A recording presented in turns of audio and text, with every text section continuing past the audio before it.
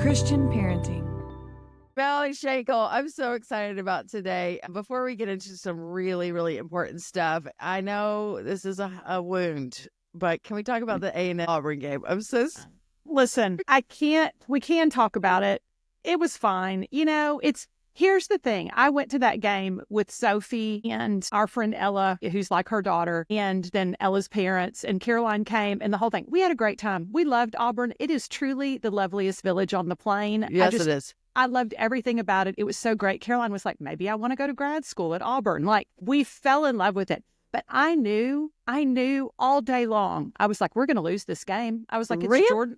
I thought we were going to get killed. No, okay. I kept telling all the Auburn people, and they were like, no, we're terrible. And I was like, no, but you don't understand. I've been an Aggie for 30 years. This is where the wheels fall off. This is what happens. We have everything to play for. It's all up to us. And what we're going to do is come in and lose this game. And when y'all scored on the opening drive, I looked at Sophie and said, we're going to lose. I said, if we don't score on this next drive, we're losing. And we didn't. And we lost. I remember growing up, like, there'd be like big games, no matter if it's NFL or whatever. And my mom is so sweet. Like, if the kicker at the last thing messed up the game, she's like, I just feel so sorry for that Alabama boy or whatever. And I'm like, Mom, but I thought about you during the game. I was like, that's Melanie's nice. Somewhere in this town feeling really fresh.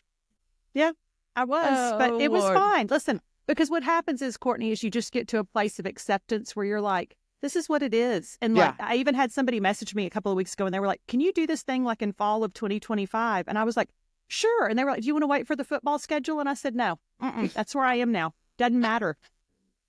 It's amazing. Doesn't matter. I love that I can hear Piper hobbling. I'm so sorry. They're Sweet girl. so keyed up right now. That's and life. So That's I'm life. hoping they'll settle down. I love it.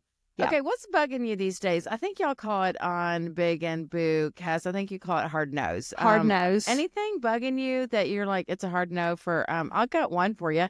There's a What? fly Tell in me. my house, Oh. like a really loud, aggressive.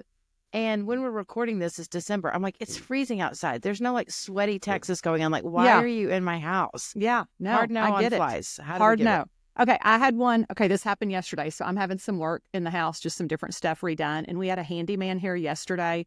Listen, sweet guy. I appreciate it, whatever. But I told Perry, I said, I don't need workmen in my house who I'm paying to do a job to moan and groan the entire time. You know what I mean? Where he's like, oh, God, putting these things up is hard. Like, this is... And then, like, one, I can see it. It's clearly crooked. Like, we're going to have to redo it. I can see where a curtain bracket is clearly crooked. And when he did it, he was like, I think this one might be crooked. And I looked and I was like, it is crooked. Yeah, in fact, it is. Because if I can see it and I'm spatially so unaware, I was like, if I can see it, it totally is. And I was like, yeah, it's definitely crooked. And he's like, it's probably going to be okay. And I was like, no. This isn't a volunteer gig. That's it. I told Perry last night at dinner, I said, you're not my neighbor who I've like asked to come do this as a favor. Like, I'm paying you. Yeah, transaction for your is time. happening. Yeah. It's a transaction. Like, I'm not going to show up to a speaking event and be like, oh my gosh, I can't believe I got to get up and speak on this stage. It's what you're being paid to do. You made me thinking of this. That's coming up. Yeah. So anyway, that's my hard no right now. Okay. I like it. I like it. So- All right. And then fashion trends. What do we need to wear in 2025? Or anything we need to get rid of? Like, what's happening in 2025? I don't know, Courtney. It feels like the wild, wild west out there. It feels like, I don't know what, it keeps changing. I know. I used to be able to tell this you. week is like what fits is what we're going with. Judy Blue. Have you seen those jeans? Yes. They're like a maternity version, but they have buttons. They're just so stretchy. Yeah. I'm like, wow, I feel like $1 million in these, and I'm just comfortable. Listen, I've got these American Eagle wide leg sweatpants, and I called them, they're a generational sweatpant. Like, they're so soft. They're like the perfect weight. I've worn them. It's like all I wear now. Like, I have like 3 different pairs, and I just put them on in the mornings, but they're wide legs. So they feel a little dressier than just like a sweatpant. Yeah. But you like leave the house in them, right? Oh yeah. Oh, I go everywhere in them. Yeah. Okay. It's just, Send the link. Yeah. They're so good. All right. Last 2 lives selfishly have your time. Okay. I know that y'all shared this, and I know it's in your Amazon shop, but the people that are all so pretty here in Texas tell me I really have to do a vitamin C serum and retinol. And I've been saying I'm going to do this, and then I buy some and I don't use it. But what's the go-to? Like, not $1 million, something I can actually afford. What you got? Listen, I have just switched to, I'm going to look it up. I think it's Eminence is what it's called. And my esthetician that I go to for my face, because I'm in my 50s now, so I have a face person. Yeah. It's called Eminence Vitamin C. I had been using the Revision, which is pricey, and I didn't feel like I was getting the bang for my buck on that deal. I do like the Eminence a lot. And then I bought this moisturizer called like Extreme Dream Cream or something like that. And it's so hydrating if you've got that dry, perimenopausal skin. But it gives you just kind of this glow under your makeup. I can't describe it, but I really like that. So, and then I have I always have a couple of other products on my to try list when I run out. So one that I've really been looking at is, I'm trying to find it in my notes. I know this feels really important. Dream Cream. That sounds promising. That's good marketing. Oh, the same company has something called Elastic Skin. Yes, please. And it's an anti-aging growth factor serum. I mean, here's the thing. I'm going to 100% get it. And it's only like $42. So it feels like if it does half of what it says, that's I'm going to be watching you in the next few months to be like, and if I more left. Yeah.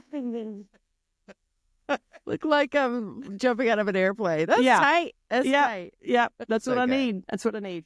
Okay, I would buy anything you wrote, Melanie. Like You're so sweet. Like memories of those early blog days. You were like you and Kelly Stamps and, like the people, then Sophie, just reading your blogs, made me laugh out loud. And then every book you wrote, I was like on the beach with friends or, when do you read a book? But I would have yours and be laughing and then crying. And so sweet. You're so good. And you're so, also from a marketing perspective, so I almost said freaking. I don't need to be cussing this morning, but so freaking so creative. And just even the cover art, that was back in the day where all the covers looked like Precious Moments or straight out of Lifeway. And I'm like, what is this girl? She's a Christian writer and she's able to have a cool cover. So creative. So tell us about the new book, baby. So the new book is called Here Be Dragons, Treading the Waters. What is it? Treading the Deep Waters? The Deep Waters of Motherhood. The Deep Waters of Motherhood, Mean Girls, and Generational Trauma. You got it. So, just a lighthearted, feel-good book. I just finished recording the audio earlier this week, and I mean, when I left, the sound engineer, poor Adam, gave me a hug when I left. He was like, man, whew. He's like, this felt like a therapy session. And I was like, did you sprinkle? I imagine you did sprinkle some funny stuff through it. Yeah. Oh, yeah. It's still, listen, I've got to come up for air. I can't stay in that, deep, heavy place all the time. And life is funny. I mean, and I think here's what I say, part of the gift of a dysfunctional childhood is it makes you funny. It just gives you dark humor. That's survive. Yeah, do a little tap dance here. That's it. I gotta laugh. So here's the thing. There's so many people, and me included, we all have our stuff, and we get annoyed with Instagram that it's all the highlight reel. But there's not very many times in your life you can talk about this stuff. No. And so I think many people are going, thank you, because my mom is still in my life, or my dad is still alive, or whatever. And I can't be honest about this. And then also, I was really proud of you for being honest about Caroline's struggles, because I'm like, those girls are still alive. So how have you navigated being really, really truthful with some hard stuff in your life and just having the courage to just fight through it? Yeah, it's really, I think that's really hard. I mean, it's like I open up this book with the Anne Lamott quote that is like, if people wanted you to write more warmly about them, they should have behaved better, which I totally believe. Yeah. But it is so tricky to navigate. I mean, first of all, I think with Caroline, thankfully, I have a daughter who is a hard Enneagram 8. And when I was like, are you okay with me telling this story? And of course, we've changed some names and details and things like that. But I was like, I mean, I'm not going to out people with their full name, even though I would like to. Yeah. But Jesus wouldn't do that. So I was like, are you okay with me? And she was like, tell it all. I don't care. Like if it helps other girls, if it serves any good, tell it all. I don't care. It's amazing. And so I love that. So that gave me a freedom there, because I was never going to tell anything that wasn't mine to tell from that. And I think that's the beauty of, Caroline's got her own book coming out where she talks about a lot of this stuff from her point of view. Can't wait. But mine is, this is my point of view. This is as a mom, nobody really prepares you for how hard it is to walk through those seasons with your daughter. I think in some ways it's harder than it was when it was you yourself, you know, because you're so powerless in it in a way. So that's that. And then, with my family stuff, and I don't want to give away too much with the book, but I had said that if I ever wrote this book, and I knew someday I would write this book, I had said that the title was going to be Now That Everybody Has Died. So morbid, but so fair. Yeah, but so fair. So I needed some key things to happen. I had kind of told the Lord, I will write this book, but here is the way life is going to need to look. And as it turns out, I signed this contract thinking that this was going to be one book, and life kind of took a turn where I was like, oh, this is that book. This is going to be that book. Has your mom passed? She has. Yeah. Okay. All right. So tell us, I just think it's so interesting that through the process, and you'll share, we're going to talk about Mean Girls today. Then we're also going to talk about like our wounds and how we kind of dig into our own junk. But so you obviously knew that you had a dysfunctional childhood, but what was the unlocking? So Caroline, your daughter's struggling. She's going through a season, and then that kind of made you come alive to like, oh my gosh, I have some stuff to deal with. Yeah. I mean, I think that my process had started long before that. You know, I think that there was a thing like of knowing. I always say that I feel like God really protects you almost till you leave your house, unless it's really messed up. I think whatever you grow up in, you just think, well, this is normal. This is the way everybody operates. And then I feel like college for me was the first time where you start to kind of go home with friends and you start to pay more attention to other dynamics. And then all of a sudden you're like, oh, I don't think that what I grew up in was normal. Like that's all I knew.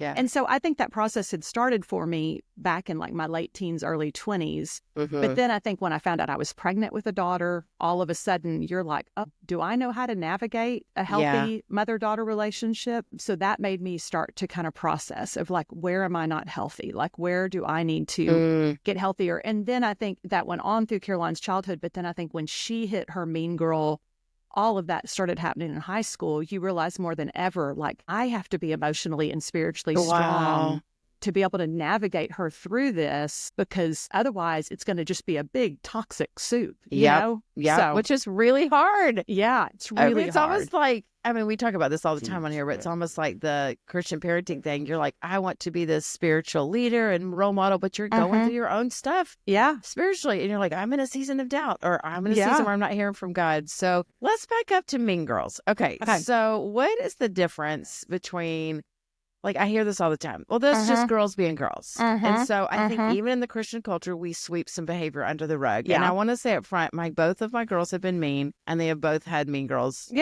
attack them. And so it's both. And I think after, you know, you have two girls, or even the first, you even like pre-K or like kindergarten, you're like, oh, my daughter might have done something too. So full disclaimer that both of us know our kids can be toots too. So how do you just not sweep it under the rug to be like, oh, that's just girls being girls? Because that's not kind. No, it's not. And I think that that's so much of the problem is, I think as moms, and I was guilty of this too, and I say this, is I think as long as it's not your kid being targeted, you tend to just be like, it's all fine. And you're not paying attention to what's going on in the group unless it starts to affect your child in a negative way.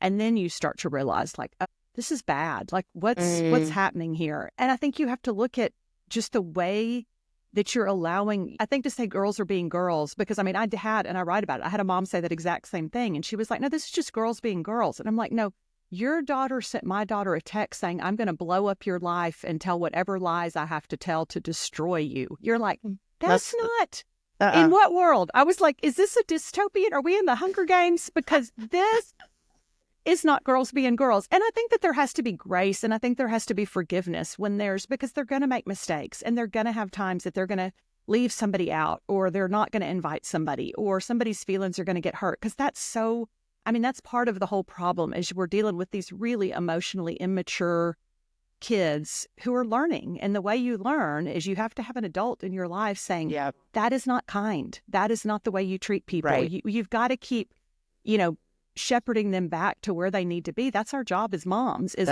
we lead the way by saying, this is what it looks like to be kind and loyal and honest with a friend, but we have to show them that, because they don't know that. Yeah, I agree. And I think the ages can be tricky. So I think, if I'm correct, Caroline was high school. Was that when this really came to a head?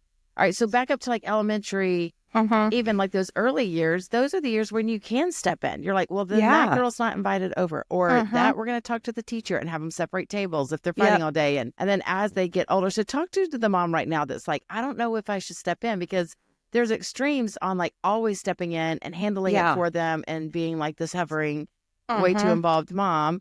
Then there's the other extreme with like not caring at all. And both are dangerous. And so how do you know? That's a big question, but like, age appropriate? When do I step in? And then just balancing that, like, when do you go in that fierce protective mode and say, no, I'm getting involved in this? I mean, I think that to me, what I tried to do, and I didn't do it perfectly, but I think the goal is you really want to equip them to be able to handle it on their own. Mm-hmm. I think if we're always stepping in, we're not teaching them, hey, here's how you navigate a hard relationship. Here's how you have tough conversations.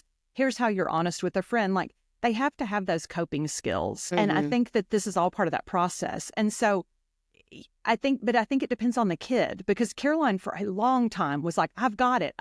Like, I'm fine. I'm going to be fine. And even when she was coming home from school and was so upset and crying, and it just felt like it had been going on forever, she was just like, I've got it. I can handle it. I can handle it. And it finally got to a point where we watched her, Perry and I, my husband, watched her just kind of become this, like, we started to recognize, we were like, she's kind of becoming a shell of herself. Like, it just felt like there was no joy. Wow. And that's when we were like, and, and I had been praying, like, God, do we move schools? Do we, what do we do? And so I felt like God just kept saying, be still, just trust me. Because the thing is I think our knee jerk is we're going to, like, get you out of this environment. But that's right. But that's not a solution either, necessarily. And so, but there was a day very specifically, and we had been praying for wisdom, where Perry was like, we're done. Like, we're stepping in. And he basically told her, like, this is war. He's like, if they follow you in the bathroom again, he said, if it gets physical, you punch him in the face. We'll meet you in the office.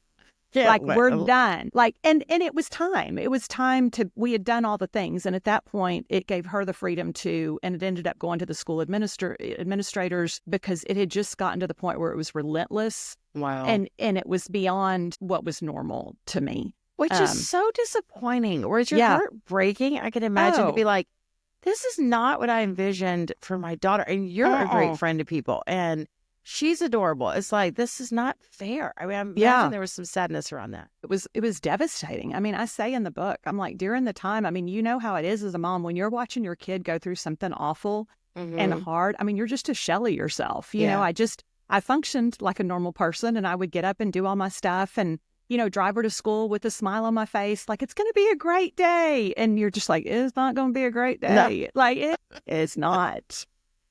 So I can't wait to read her book and hear her side of the story, because I think as I'm getting older, my girls are like, Mom, I love that you think you have all this wisdom. Like, they want to hear from her. They want to hear from a girl that's like, I was just in this. And I feel like they'll listen. Yay for that.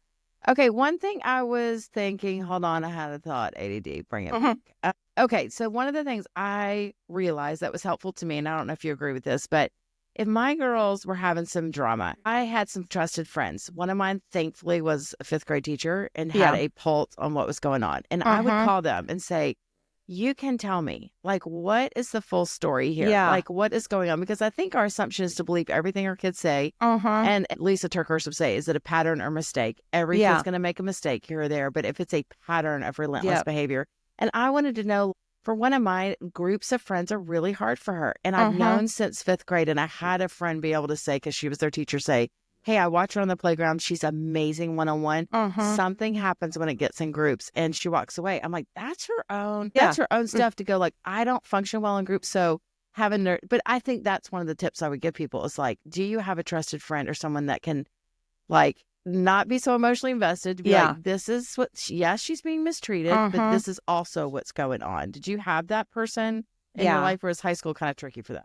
I mean, I think high school is trickier because they're kind of on their own. But I did know from her coaches, from her teachers, Perry was on the school board during those years. So it feels like you're always going to hear about any bad behavior that your daughter exhibits in that kind of a public setting.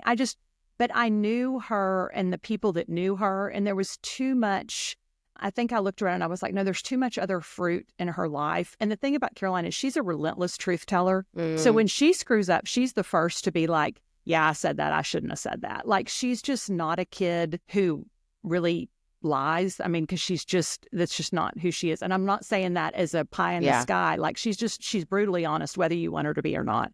And I could look and see where her personality. Now, I could see where her personality, because she is a hard Enneagram 8, and she's going to just come forward and she's going to go at something straight at it, and she's going to tell you what she really thinks. And I've said, those are not really personality traits that lend themselves to success in the high school economy. You know what I mean? Like, that's great in your first job. Yeah, like they're great when you're doing a lot of things and they will serve her so well in life. But I think in high school, so much of playing that game is like to keep it quiet and don't say what you think and don't anger it and just play along. And that's just not who she is at all. And so I could see why, because she kept like going to these girls and being like, can we just talk? Like, can we just talk this out? Like, what happened? Like, can we just have an honest conversation? And she was like, they won't even talk to me. Like, they won't even. Terrible. And so you realize it's really, and what I kept telling her is, I was like, ultimately, I know this feels like it's about you, but it's really not even about you. I was like, this is that need for like drama and excitement, and we're going to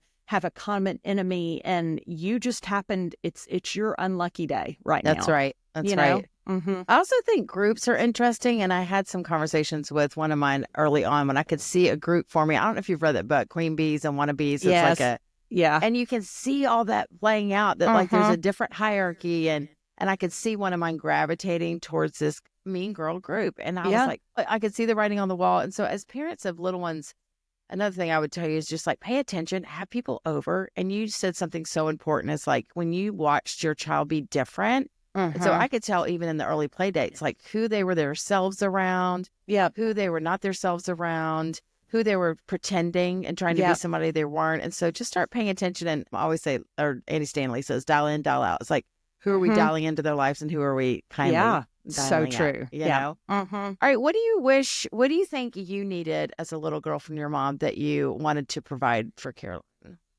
Oh, man. I think really just the ability to be, I think my mom, because of a combination of, I think she was bipolar. I think she had a lot of personality disorders. I mean, there was a lot of mental illness there at a time when people didn't, I mean, this was the 80s. Nobody talked about mental illness. That wasn't a thing. So I think she self-medicated a lot. So I think what I needed was stability. I think I needed to feel like my whole self was welcome there. And that I didn't have to keep down parts of myself that she didn't like or that didn't make her feel comfortable. I learned, and I still, I mean, part of me is like, am I really a people pleaser? Is it nature versus nurture? Because like my inclination is still like, just make everybody happy. Let's keep everybody happy. Don't. Because I just learned early on that if I voiced any kind of dissent or any kind of frustration or whatever, it was immediately shut down with like, usually a sarcastic, like, oh, your life is so hard. And I thought, I never wanted Caroline. I always wanted her to know, like, your whole self is welcome here. And I love you for exactly who you are and exactly who God created you to be. And you don't need to be anything for me. And you are not in charge of my emotional health. Like, you are not in charge of my moods. Like, I'm my own grown-up person, so I'm not going to let you. And listen, that can be hard because sometimes when they have a bad day, and I mean, it's hard to not get on that roller coaster with them. But I had actually, my therapist made this comment to me and I was like, this is so smart. And she was like, you need to look at it like you've put her on a roller coaster and you're not on it with her, but you're looking at her from the bottom going like, okay, it's going to be a little scary, but you're going to do great. Like it's going to be great. And so it's like, it's so hard. Just to remove yourself just a little bit, because I think as moms, especially with our girls, I think it's so hard because we remember, because we were girls, we remember all those unique feelings of being left out, of feeling lonely, of having our heart broken, of having a group of girls turn on us. I mean, it's so fresh. And so it's so hard to not get wrapped up in all of that with them because we remember exactly how I felt. Oh my gosh. You know? Yeah. So give me advice. I know there's moms like me. I'm a chronic fixer. So like they hurt and I just want to jump in. And even now she's 18 and I'm like trying to solve stuff. And I'm like, so lately she's been wanting to be really honest with me about some things. And instead of like my knee jerk is to be like, well, that's not kind. Like that you're thinking that.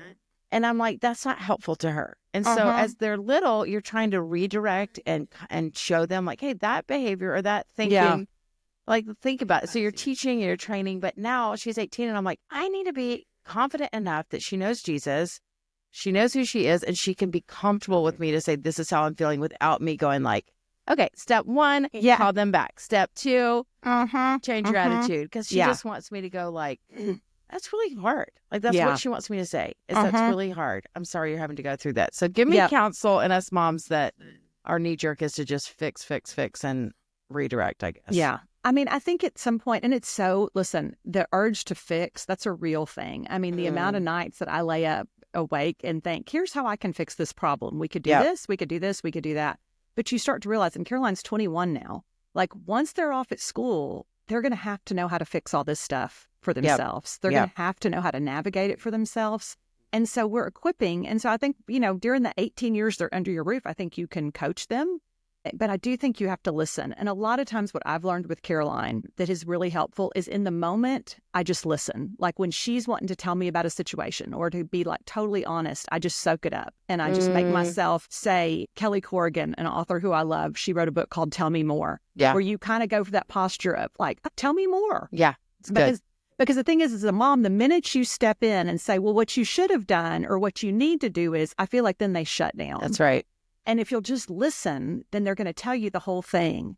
And then what I do is I kind of, store it in my mind. And then I wait like 2 days, 3 days later. What is that kind of listen, Holy Spirit give and gift? It is listen, and I've learned too, here's another pro parenting tip.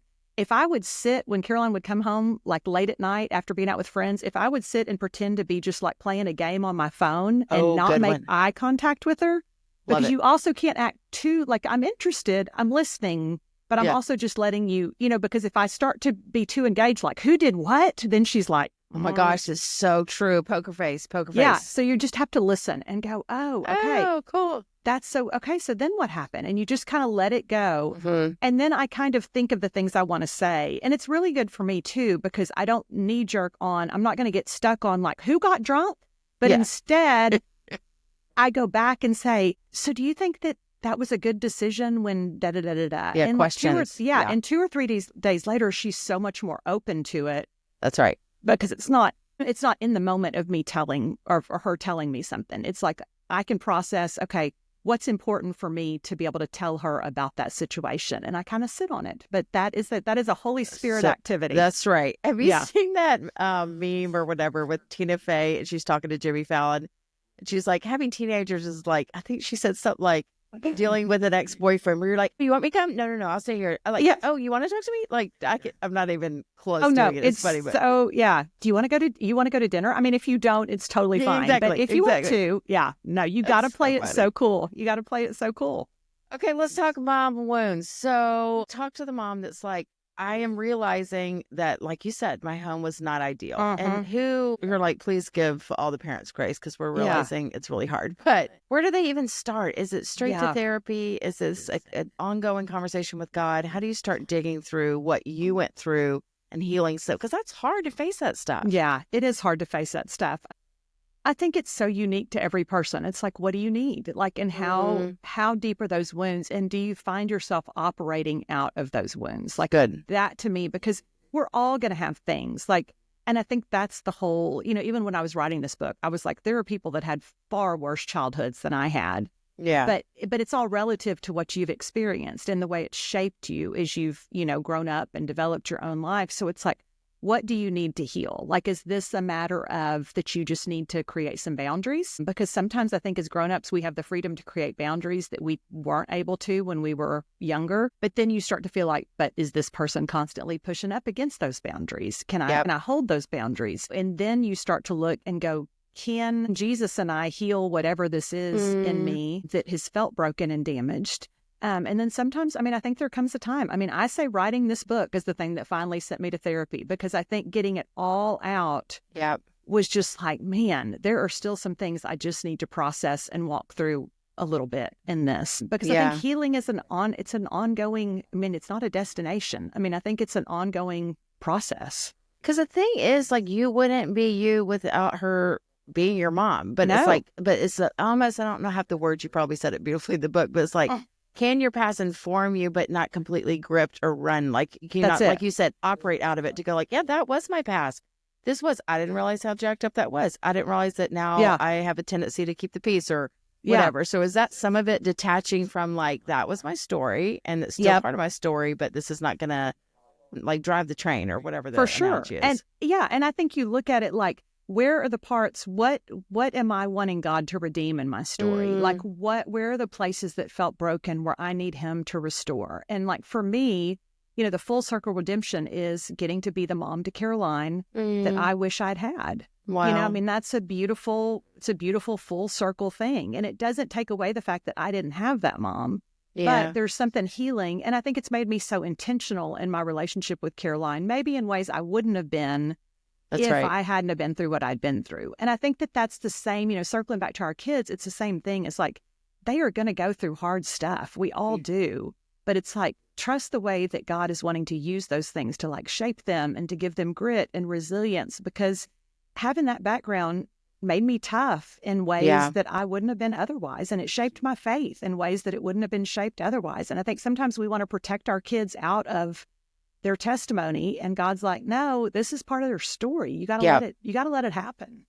And I love that you use the word generational, and that's biblical too. But it's like, we could look at it as like, oh, ho-hum, I've been dealt all this stuff, which is hard. Yeah. But like, oh my gosh, we get to change the story for our kids. Like we get think about the mom that Caroline's going to be. And we want that. We want every generation to get a little bit stronger and healthier than the past one, which is that's it. So exciting. All right. I know in your book you talk about, I believe, or maybe I just read this, but you talk about a laurel. I love a good image. Like talk to the parents that are like in the thick of it. And they're like, am I messing them up for life? Will all these mistakes just be the end of me? Like, you can just feel so discouraged that I'm the reason everyone's struggling or they're going through this rough patch. So how can we take a long-term lens and just realize that more is going on in the story and it's going to be okay? That's, I talk about in the book, there's a whole thing where in the spring in San Antonio, there's these mountain laurel trees that bloom, and they bloom for like 2 days in March, and they're beautiful. Like they have these beautiful purple blooms. They smell like grape soda. Like they do.